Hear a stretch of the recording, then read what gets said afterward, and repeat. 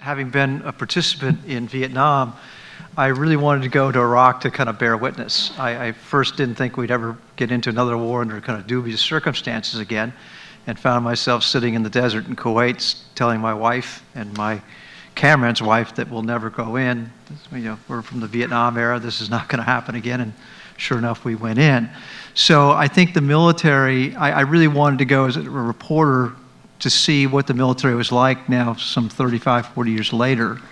And so my military background, and I once met Eddie Adams, the photographer, who had been a former Marine himself, and he told me about how he and David Douglas Duncan, who was also a Marine in World War II, really used their military experience to try to add another dimension to the story.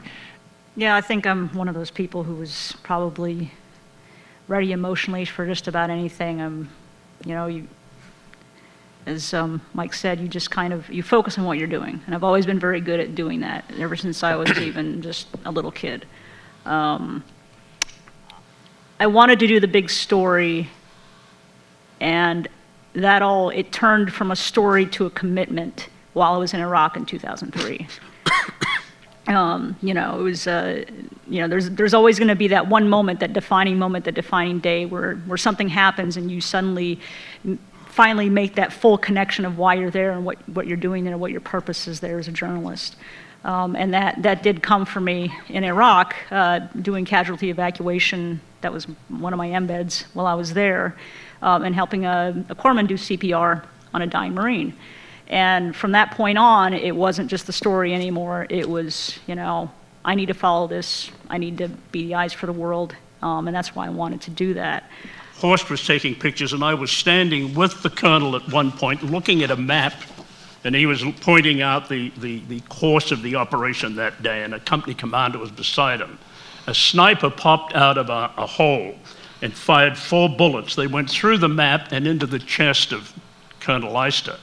And Horst ran up and got a dramatic picture of Eister bleeding and being bandaged, but clearly he was sallow and dying. The Orlando Evening Star published the story from Eister's hometown.